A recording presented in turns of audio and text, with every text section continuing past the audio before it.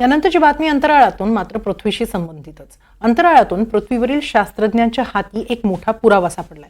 पुरावा आहे तो अंतराळातील इतर ग्रहांवरून पृथ्वीवर जीवसृष्टी आल्याचा। 2023 मध्ये बेनू लघुग्रहावरील काही माती नासानं आणली होती।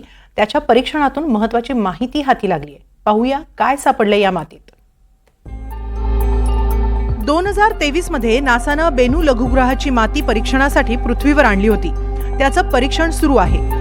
त्या मातीत पाण्याचे पुरावे सापडल्याचा दावा शास्त्रज्ञांनी केलाय। याच लघुग्रहानं पृथ्वीवर जीवसृष्टीची बीज पेरली असावीत असा निष्कर्ष या परीक्षणांमधून आल्याचा दावा होतोय। याच घटकांचा पाण्याशी संपर्क आला असावा असाही संशय आहे। हे घटक आपल्याला पाण्याचे पुरावे देत आहेत आणि पृथ्वीसह इतर काही ग्रहांवरही याच घटकांमधून जीवसृष्टीची निर्मिती झाली असावी या दाव्याला आता बळ मिळत असल्याचं मत स्मिथसोनियन संस्थेच्या टीम मॅकॉय यांनी व्यक्त केलंय।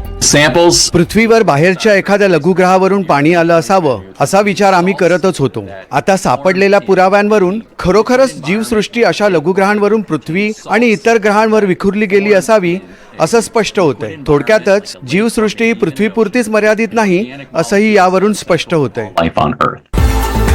नासाच्या ओसिरिस रेक्स स्पेसक्राफ्टनं 2023 मध्ये बेनू उपग्रहावरून 121.6 ग्रॅम माती आणि काही खडक आणले होते। हा उपग्रह त्यावेळी पृथ्वीजवळ आला होता, तेव्हा हे स्पेसक्राफ्ट त्याच्यावरून काही नमुने आणण्यासाठी पाठवण्यात आलं होतं। स्पेसक्राफ्टनं यशस्वीपणे लघुग्रहावरून माती, काही खडक आणले होते। उठावाच्या वाळवंटात हे स्पेसक्राफ्ट तेव्हा उतरवण्यात आलं होतं। चंद्राव्यतिरिक्त इतर दुसऱ्या खगोलीय ग्रहावरून आणलेली ही माती होती। याआधी जपाननंही अशा 2 मोहिमा राबवल्या होत्या, मात्र तेव्हा फारच कमी प्रमाणात पदार्थ हाती लागले होते। बेनूवरून आणलेले काळे खडक हे 4.5 अब्ज वर्षांपूर्वी सूर्यमालेच्या निर्मितीनंतर शिल्लक राहिलेले असावेत असा अंदाज आहे। हे बारीक दाणे 2 स्वतंत्र संशोधन संस्थांना देण्यात आले होते। त्यांचा अभ्यास 2 जर्नल्समध्ये प्रकाशित झालाय। मात्र सोडियम समृद्ध खनिज बाहेर काढण्यासाठी आणि अमिनो ॲसिड अमोनियाच्या स्वरूपात नायट्रोजन आणि अनुवांशिक कोडच्या काही भागांच्या उपस्थितीची पुष्टी करण्यासाठी ते पुरेसे होते। Bureau report, NDTV Marathi.